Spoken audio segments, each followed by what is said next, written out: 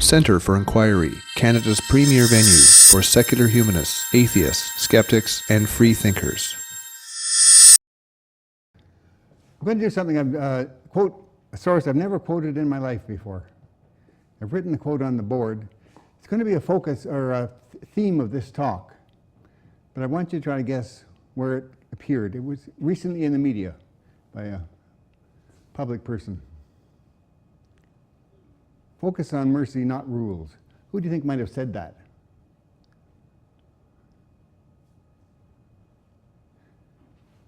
It's an unlikely ally for me. I should give you a hint. What's that? The Pope? That's right. Never quoted the Pope before, I don't think. Well, except in a negative way. Now, I'm going to be talking about something extraordinary about our legal system. Something I think is quite important, but is not well known, strangely not well known. Now, in December of 2011, retired chemistry professor Julian Heiklin was arrested on the steps of the New York courthouse, New York City courthouse, for handing out pamphlets. He was charged with a criminal offense. Now, what was this criminal act that he was committing? Was he advocating terrorism or sedition, violent overthrow of government? Was he distributing child pornography or some other awful thing? Hardly. He was handing out pamphlets that explained that jurors have the unquestioned right to render a verdict that goes against the law. This is known as jury nullification. The jury nullifies the law, refuses to follow the law. And Heiklin was simply handing out pamphlets that explained to jurors, potential jurors, that they could do this. The information Heiklin gave them was true. He gave an accurate explanation of this absolute right of juries, but it was viewed as a criminal act. The authorities in New York viewed this information, this true information, as forbidden knowledge. As you will see, authorities in Canada have the same view. This idea will be another of the themes of the talk, forbidden knowledge. What sorts of knowledge ought to be forbidden? I should say at the outset that I'm one of those who take the view that most knowledge ought not to be forbidden by authorities. Maybe plans of how to make atomic weapons, child pornography because it involves the exploitation of children. But most other things, no. Society built on ideas of freedom of speech and freedom of expression. Areas where knowledge is forbidden ought to be very few. Now, another theme of this talk is social justice. By that I mean equality, compassion, and fairness in society. I mean things like supporting the minorities and the poor, apply to making their lives better in comparison to the rest of us. Some of our political leaders have a better record in regard to social justice than others, as you well know. You probably don't know much about John Diefenbaker, who was our 13th Prime Minister. It's often forgotten that he was a champion of social justice, those back in the 50s and 60s, 1950s and 60s. This became overshadowed by political fights later in his career. He took a strong stance against apartheid in South Africa and resulted in that country leaving the Commonwealth of Nations. He appointed the first female cabinet minister and the first Aboriginal member of the Senate. He took actions and passed legislation that helped minorities and the poor. A childhood friend of mine actually worked as Diefenbaker's executive assistant in the 1960s. He told me about a story when Diefenbaker first visited Winston Churchill in London. Churchill welcomed Diefenbaker in and of course offered him a drink right off, and Diefenbaker declined. Well, Churchill said, "Are you a teetotaler then?" Diefenbaker allowed that he was. Churchill looked at him and said, "Well, are you a prohibitionist?" Diefenbaker said, "No, he wasn't that." Churchill said, "Well, then you only hurt yourself." Now, unfortunately, when politicians make bad laws, pandering to narrow constituencies, they do not hurt themselves at all. They hurt others, especially minorities and the poor. Now, in the name of getting tough on crime, our Harper government has been solidifying support from its narrow right-wing base by passing regressive crime legislation. His latest Bill C-10, the so-called Safe Streets and Communities Act, was passed on March 13th, 2012. This legislation specified a drastic increase in the number of mandatory minimum penalties for drug offenses. There were other aspects to it too, but this is the one I'm focusing on. More minimum sentences for drug abuses. The result has already been what we would have expected and what we could observe from similar laws passed in the United States years earlier. There's a drastic increase in the number of people being sent to prison. There's no decrease in drug use. This is, of course, related to the American war on drugs, which is a spectacular failure. But Canada didn't seem to learn from this and went down the same road. We were warned about this by American officials who had been involved, in fact, in drawing up the original American legislation for the war on drugs. They wrote to us, they said, when you start going down this road, building more prisons and sending people away for long periods of time, and you convince yourself that this is going to deter people, you've made a colossal mistake. Bear in mind that for the most part, these are victimless crimes we're talking about. The new laws disproportionately punish the poor and minorities. And the more people in prisons ultimately mean more criminals on the streets, because prisons are schools for crime. The mandatory minimums mean that the law is even more of a blunt instrument than it was before.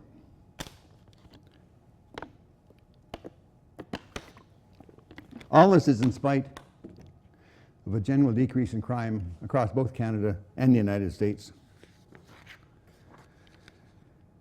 Now, humanists, I'm a humanist. Many of you are humanists, I think, or something similar to that. Humanists want this world, they view it as our only world. They want it to be a world characterized by justice, fairness, and human decency. They believe that here and now is where we must find these things, not in some later world. But we find a justice system in Canada moving in the wrong direction. We see a system with diminishing latitude for judicial discretion and mercy. Most humanists I know, for example, were appalled by the Robert Latimer case. I think Sergio mentioned two books that I have on the table. One was, the first one a couple of years ago was about Robert Latimer, the famous mercy killing case in Canada. And the second one is more focused on what I'm talking to you about today. But Robert Latimer spent 13 years of dedicated care for his severely compromised daughter, Tracy. Her brain was damaged by oxygen deprivation at birth. This resulted in a life of uncomprehending pain for this girl. Her brain never progressed beyond that of a 4-month-old baby, never knew what was happening to her, never understood why she was having so much pain. Spastic, uncontrolled motions of her body resulted in dislocations of her joints and great pain. Her situation, her condition deteriorated continuously over the little over 12 years of her life. By the age of 12, she had already lived longer than most children with similar afflictions. And she was facing new operations and increasing pain. This is an awful, excruciating situation for the Latimers. Robert Latimer finally decided to take matters into his own hands and ended her life, as I'm sure you know. He could not bear it anymore, the circumstance his daughter was in, and compassionately ended her suffering. Latimer then went through 7 years of legal proceedings, including 2 major trials. He spent 7 years in prison, spent 3 years on day parole, and now is on parole for the rest of his life, with all the restrictions that entails in his life. This is even though his judge and his jury, who witnessed all of the evidence, listened to all the witnesses, they wanted at most for Latimer a 1-year token sentence. But the justice system was unable to find a way to dispense justice in this case. A real option would have been to find Latimer not guilty, even though he obviously was technically guilty. There's no question he did what he did and it was illegal. But the jury could have opted for jury nullification, I mentioned earlier. Going against the law, with strict application of the law, seems unjust. But Latimer's jury did not have Julian Heiklin handing out pamphlets explaining to them that they had this option. Why did not Latimer's lawyer then tell them about it? To understand what happened here, we need to look at the trials of Henry Morgentaler. Morgentaler was a hero to many people, to me, most of the people I know, although some dismiss him as a murderer. He, of course, died in the last year, but he, before that, received the Order of Canada, an honorary degree from the University of Western Ontario. And to me, he was a great hero, risking his own safety to help desperate women.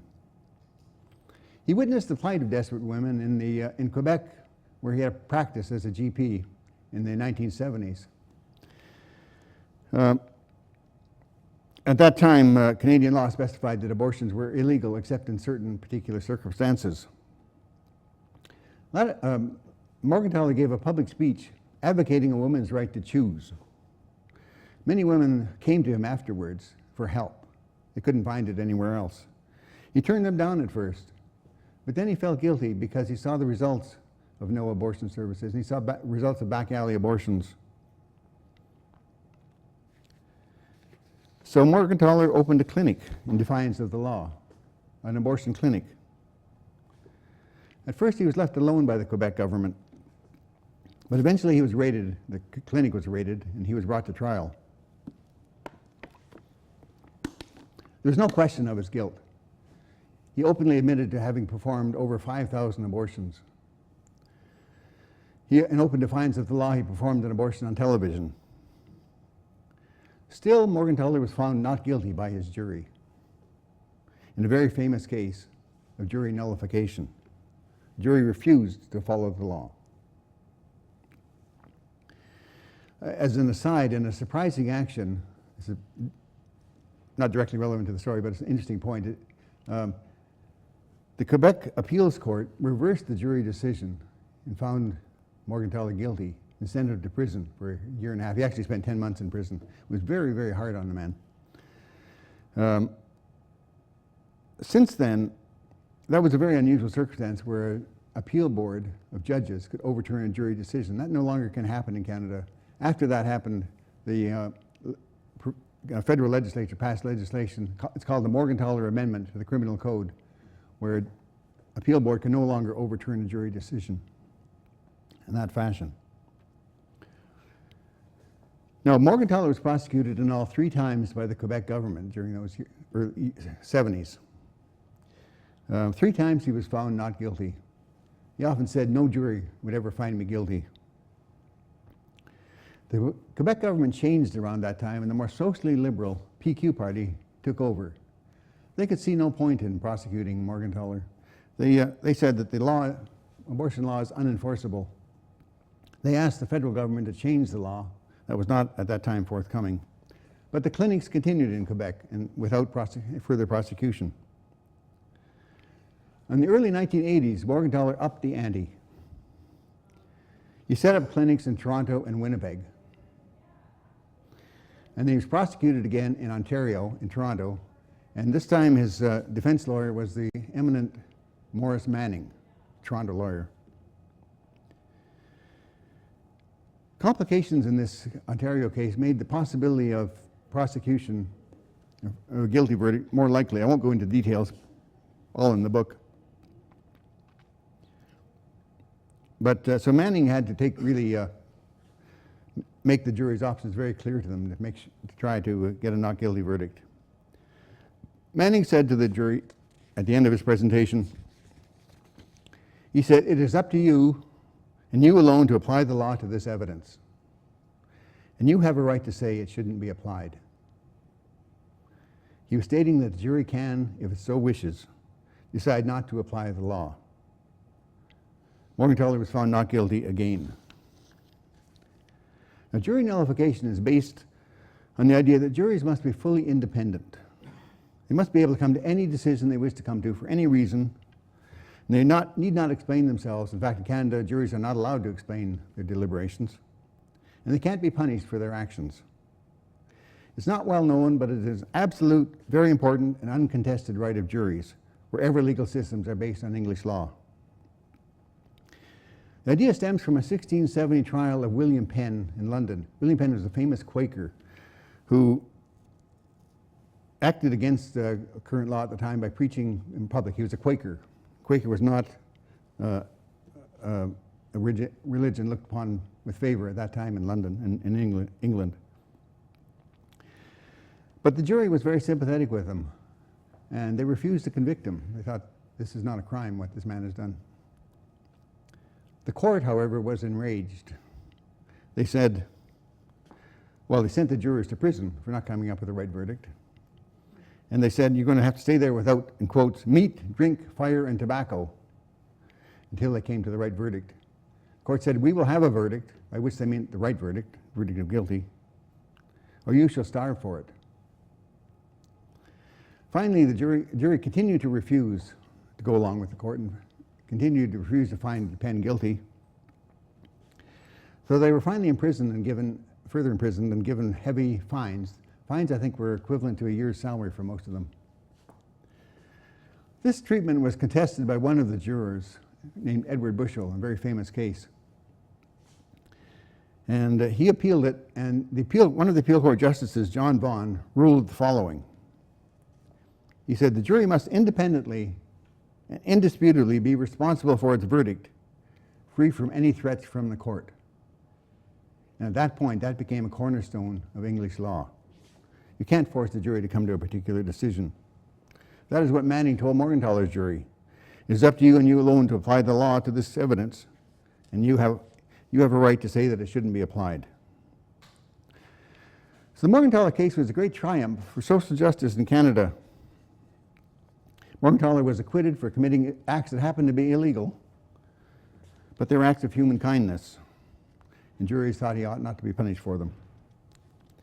The Morgentaler trial led to the famous Supreme Court decision ruling in 1988 that struck down the abortion law in Canada.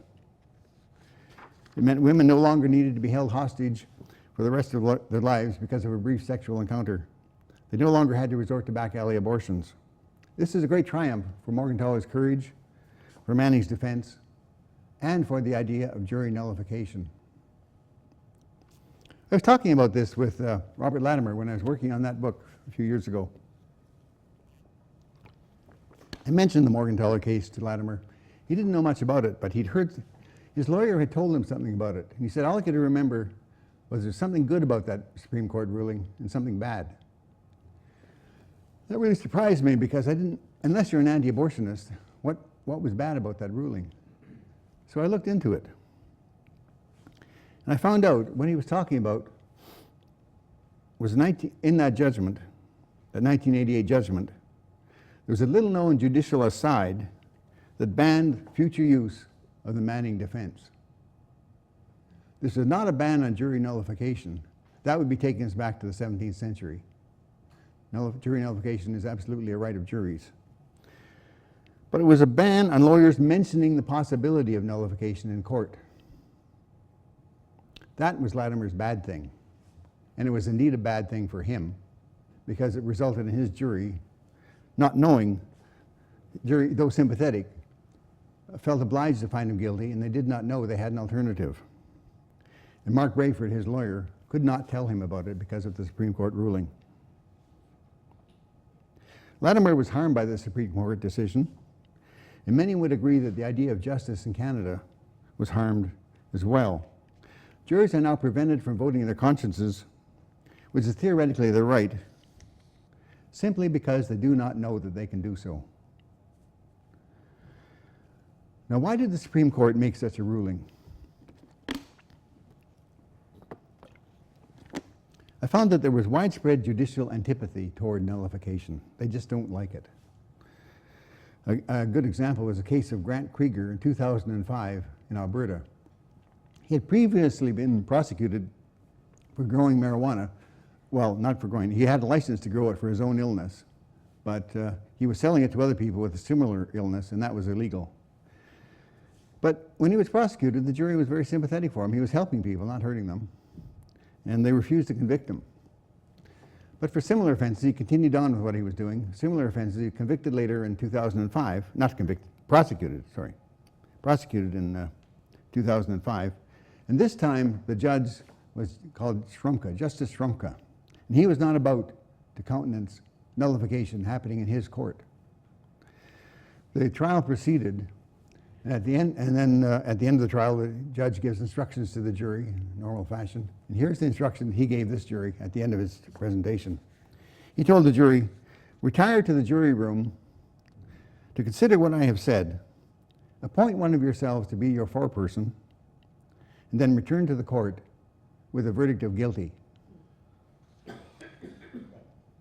this extraordinary statement was not a slip of the tongue. Jurors questioned him on this. One of them said something like, well, we have two choices here, guilty or not guilty. He said no. Trumpka said, no, you have one choice, which is guilty. And this, of course, completely undermined the purpose of a jury. Why have a jury if a judge can tell them what they have to do?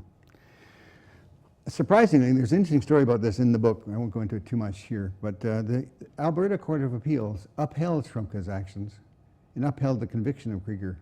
An astonishing decision that I read about. But again, reflecting the appeal court's antipathy toward nullification. The matter went to the Canadian Supreme Court, and most people knew that this could not be sustained. You can't have a judge. I mean, that would just change our jury system entirely and make our jury system redundant if a judge can tell them what to do. It was said to be the most expected decision in the history of the Supreme Court, that they would come down and reverse the decision, find Krieger not guilty, which they did. And so, I mean, as I said, juries, you can't have a judge direct a verdict of guilty. Otherwise, juries have no purpose. Otherwise, the juries lose any independence. But I wondered if there was something I was missing in all of this. Why would Trumpka do such a thing? He was a distinguished judge. Why were other judges similarly hostile? Why did the appeal court judges hostile to the idea? So I looked up the various arguments that have been used against nullification, and there are a number. I'll just go over some of them briefly here, but they're outlined in detail in the book. The arguments are analyzed in some detail. Now, for one thing, judges are trained to have an overriding respect for the law. They, for example, tell juries when they, in their instructions, that judges are expert in the law and they will interpret the law for juries. They don't tell juries they'll interpret it for them. The juries need not follow that law. The implication most juries take is that they must follow the law. And they need not. There's a general objection that shared by many judges that the idea of lay people determining if laws are to be applied. But that goes back to the basic idea of juries. Ever since the Magna Carta in 1215, juries have been established to take decisions about criminal convictions away from the hands of authorities and put them in the hands of lay people. That's a specific purpose of juries. Some people argue that this process of nullification is undemocratic, that it's going against laws which have been passed by legislators. They say if you want to change the law, then go to the ballot box. But this is an facile and impractical suggestion. Even if one was successful in getting a law changed, which is unlikely, laws are still inherently inflexible, and situations would still come up where nullification would come into play. And nullification is allowed by our democratically determined system. We are legally permitted to have this one small way, nullification, where ordinary citizens can effectively challenge an unjust law. Legislators could ban nullification, but they wisely have not done so. Some argue that nullification will lead to legal chaos and lots of respect for the law, but this is not true. The Morgentaler case led to more respect for the law, not less. It showed that the law could find a way for justice to prevail even when strict application of the law would not have. Now, the trump card used against nullification is usually racism. It's a problem that has happened sometimes in the American South in particular, where an all-white jury refused to convict white men who murdered a black man. A famous case of this was the case of Emmett Till in 1955. This young black boy, really 14-year-old boy, lived in Chicago, went down to visit relatives in Mississippi, and he didn't understand the difference in the rules in Chicago and Mississippi. And he made the fatal mistake of whistling at a white woman. The white community became outraged about this, and a couple of days later, they fetched Till out of the relative's house where he was staying and took him out and murdered him. Now, the murderers, everybody knew who did it. There's no question. And they were taken to trial, and they were found not guilty. It's a terrible example of jury nullification. But a number of points need to be made about this.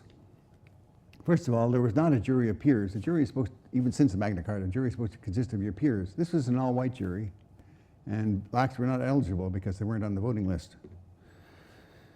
And there was a much bigger problem than a racist jury. There were racist sheriffs, prosecutors, judges. There was a really social pathology going on in that community. Justice there was a lost cause, whether or not the jury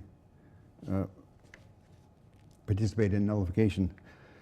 Would a ban on mentioning nullifications like we have in Canada have changed the situation? Wouldn't have changed it at all. That jury would have refused to convict those white men no matter what they were told.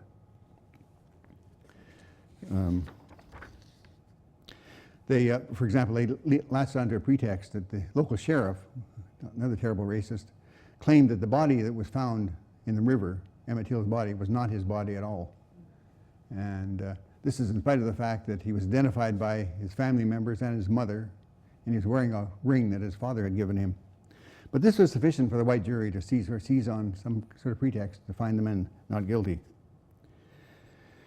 Now, this is something you don't want to happen, but it was trying to explain it's much more than the jury. There were racists throughout the system, and we don't discredit, for example, the role of sheriffs because we had a terrible racist sheriff making bad decisions there.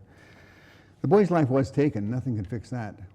But otherwise, this miscarriage of justice actually didn't have a bad outcome. The two men in question led miserable lives afterwards. Blacks refused to have anything to do with them. The businesses went bankrupt. Until Emmett Till became a symbol of the American civil rights movement. Rosa Parks, in the famous incident that started the movement, quoted Till, the Till case, as a reason for her defying the bus driver that led to one of the first actions in the civil rights movement. So are these arguments sufficient to justify the suppression of nullification?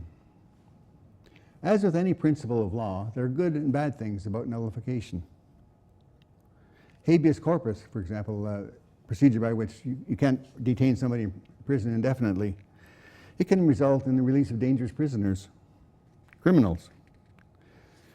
Requiring rules for evidence can mean that key evidence, which can have a strong bearing on a court's decision, is prevented. All legal principles can and have been abused, but we do not abandon them because if they are good principles. By making jury nullification a secret, a tool for social justice, just like habeas corpus, just like requiring rules for evidence, has been largely removed from our courts.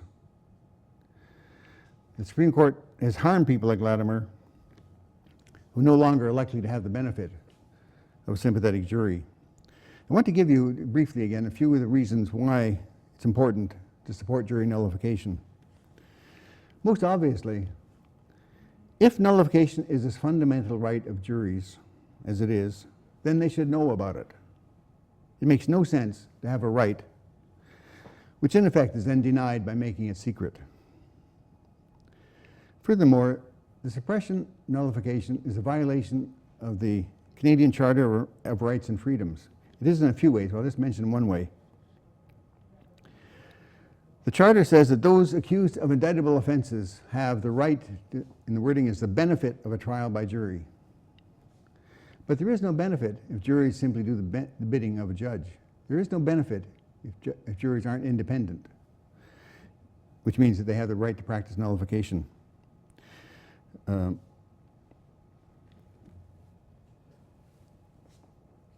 Anyway, just lost my place here for a sec. Another argument is that that the banning of talking of nullification is discriminatory because Some juries will know that they have this right well, some you will if you're on a jury now. Others will not.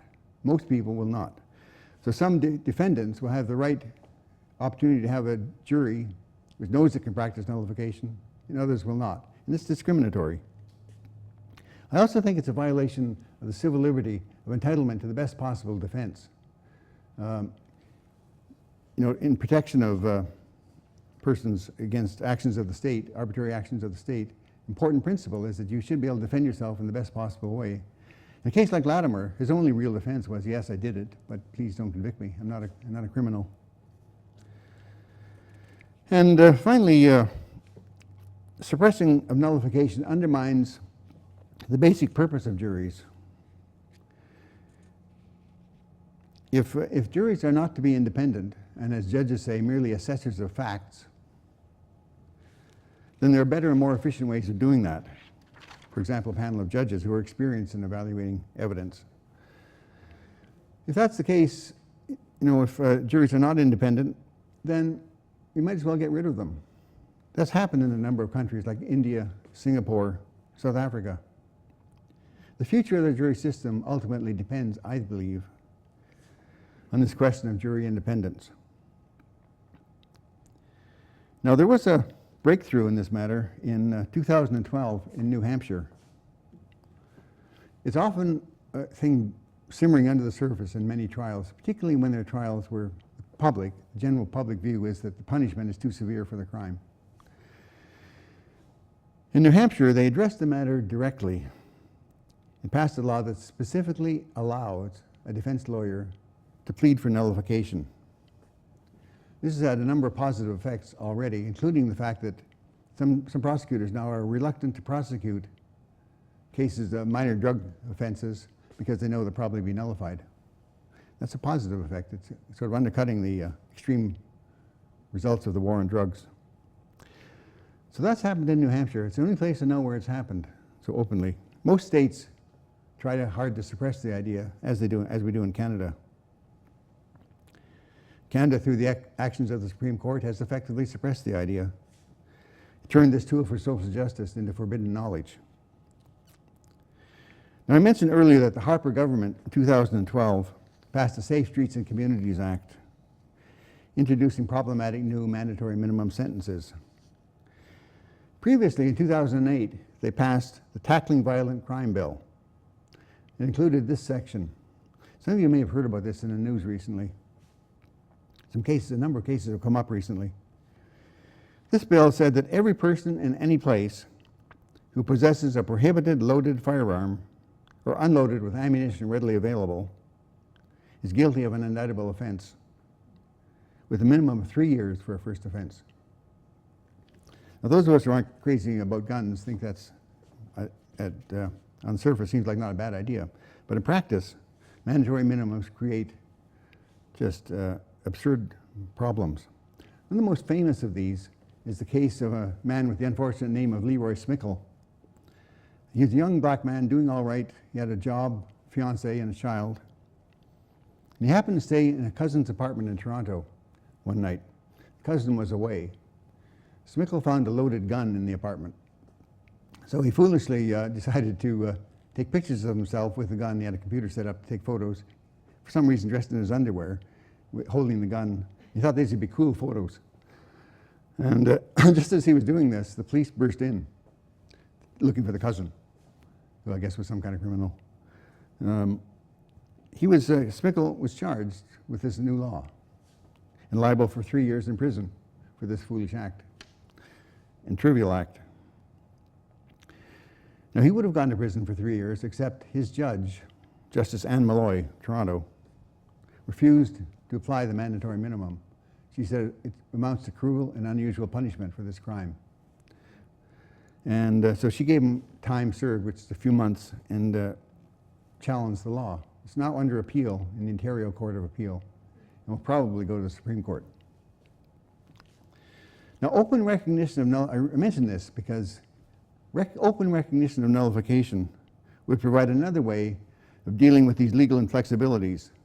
These inflexibilities that are being built into the law by the Harper government. We're going to need this. so ordinary citizens can fight against repressive laws. The actions of the Harper government in bringing in tougher crime laws, especially mandatory minimum sentences, did not hurt them. But these actions have hurt others, especially minorities and the poor. This is the opposite of social justice. And the Supreme Court of Canada has exacerbated this social injustice by forbidding of giving crucial knowledge to jurors. Knowledge of the means, perhaps the only means, by which ordinary citizens can fight back. We have increasingly harsh and unjust laws at a time when jury independence has been effectively suppressed by the Supreme Court. I don't know how the situation can be changed. I talk about various possibilities in the book, but now you know the secret. Now, should you find yourselves on a jury, you are empowered to fight against this conspiracy of silence. If as a society we wish to focus not merely on rules, but on mercy, as the Pope, my ally, said, if we wish to build a society that's dedicated to social justice, then we need to work together collectively to fight against this unnecessary and unwanted forbidding of knowledge that has been forced upon us in Canada. Thank you.